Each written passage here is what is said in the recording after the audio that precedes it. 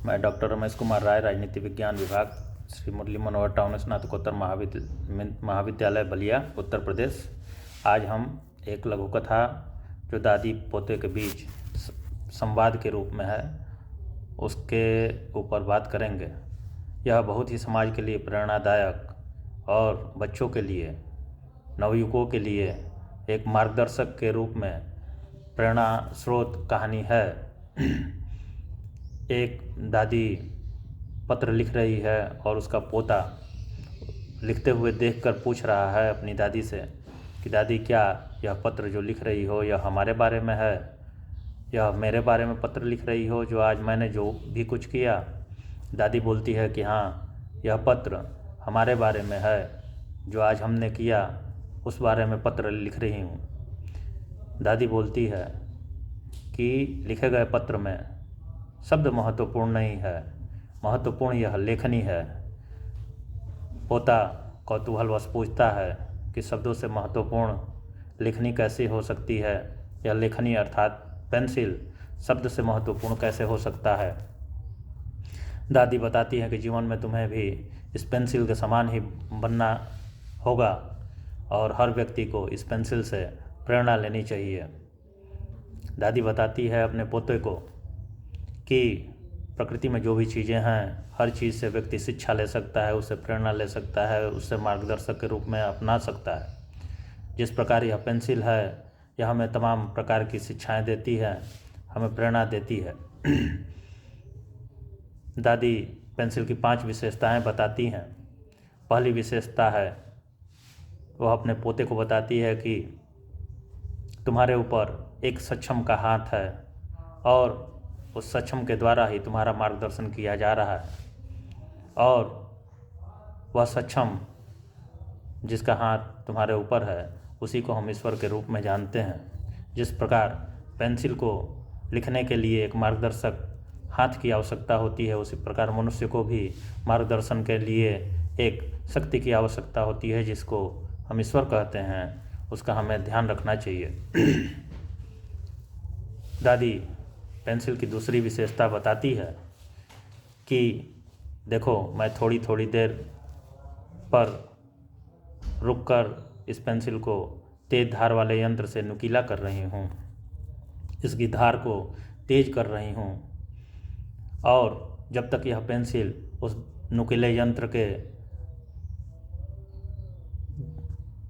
तेज को, यातना को सह नहीं पाएगी, तब तक यह अपना कार्य ठीक ढंग से नहीं कर पाएगी। उसी प्रकार व्यक्ति को भी जीवन में तमाम प्रकार के दर्द, यातना, पीड़ा सहन करना होगा और तभी वह जाके जीवन में मजबूत बनेगा। हर व्यक्ति को जीवन में तमाम संघर्षों का सामना करना पड़ता है। संघर्षों में धैर्य के साथ सामना करने वाले व्यक्ति ही आगे बढ़ते हैं, और जो भी व्यक्ति जीवन में आगे बढ़े हैं उन्होंने तमाम तरह के संघर्षों को झेला है।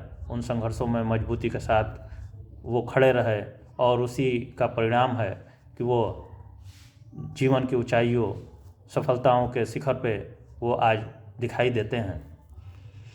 दादी तीसरी विशेषता पेंसिल की बताती है कि पेंसिल यह अनुमति देती है कि उसकी गलतियों को सुधारा जाए, और गलतियों को सुधारने के लिए इरेजर की आवश्यकता पड़ती है। उसी प्रकार व्यक्ति भी गलती करता है, मानवीय भूलें होती हैं। जीवन में तमाम तरह की गलतियां व्यक्ति करता है, लेकिन उन गलतियों से सीखना चाहिए। उन गलतियों को भुला के हमें आगे बढ़ना चाहिए। गलतियों को मानने में, त्रुटियों को मानने में हमें शर्म महसूस नहीं करना चाहिए। हमें उन गलतियों को सुधार करके अपने अतीत में किए हुए गलतियों को आदत न बनाते हुए उसमें सुधार करके आगे बढ़ते रहना चाहिए। यही मानवीय मूल्य है, यही जीवन में आगे बढ़ने का रास्ता है। चौथी विशेषता दादी बताती है कि पेंसिल का जो बाह्य रूप दिखाई दे रहा है वह महत्वपूर्ण नहीं है। पेंसिल का जो केंद्रीय भाग है, मूल तत्व है, वह ग्रेफाइट है और बिना ग्रेफाइट के इस पेंसिल का पूरा अस्तित्व बेकार है। उसी प्रकार मनुष्य के काया जो दिखाई दे रही है उसका महत्व नहीं है। उसका स्वरूप, आकार, रंग बड़ा छोटा होना महत्वपूर्ण नहीं रखता है, बल्कि उसकी आंतरिक स्वरूप व्यक्ति का महत्वपूर्ण होता है। महत्वपूर्ण है व्यक्ति का चरित्र, उसका बल, उसका आत्मबल, उसकी ऊर्जा। ये सारी चीज़ें मनुष्य को आगे बढ़ाने में मदद करती है और यही समाज में हमें अपना स्थान दिलाती है। समाज में व्यक्ति अपने कायाकल्प और स्वरूप, रंग, रूप, आकार से नहीं पहचान में जाना जाता है या उसका परिचय उससे नहीं होता है, बल्कि व्यक्ति महान होता है अपने आंतरिक कार्यों से, अपनी आंतरिक अच्छाइयों से, अपने चरित्र से। कोई भी महान व्यक्ति जिसे हम जानते हैं वह किसी भी प्रकार का हो, उसका शरीर, रंग, रूप, आकार महत्व नहीं रखा, वह अपने आंतरिक बल, अपनी आंतरिक ऊर्जा, अपने आंतरिक चारित्र और बुद्धि विवेक के द्वारा आज भी जाना जाता है। हम उसे स्मरण करते हैं, याद करते हैं। दादी पेंसिल की अंतिम विशेषता, 5वीं विशेषता बताती है कि हर पेंसिल एक निशान छोड़ती है, जिसे हम याद रखते हैं वह निशान अमिट होता है। उसी प्रकार मनुष्य भी अपने कार्यों के द्वारा निशान छोड़ता है, लेकिन वह कार्य कैसे हों, उसको किस रूप में याद किया जाए, वह निशान ही हमें तय कराते हैं कि उसे किस रूप में याद रखा जाएगा।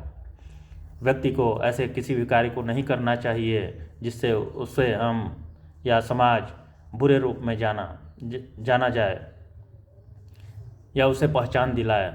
हर व्यक्ति को ऐसे कार्यों को संपादित करना चाहिए कि इतिहास में स्वर्णाक्षरों में अंकित हो और उसे अच्छे रूपों में महान कार्यों के लिए जाना जाए। इस प्रकार यह पूरा संवाद, यह एक छोटी सी लघु कथा दादी और पोते के बीच में जो है, वह समाज को, नवयुवकों को, बच्चों को एक प्रेरणा देती है, एक मार्गदर्शन का कार्य करती है और यह बताती है कि यह 5 विशेषताएं जो हम अक्सर देखते हैं कि उन महान लोगों में भी रहे हैं, जिन्हें हम आज भी याद करते हैं, ये 5 विशेषताएं रही हैं।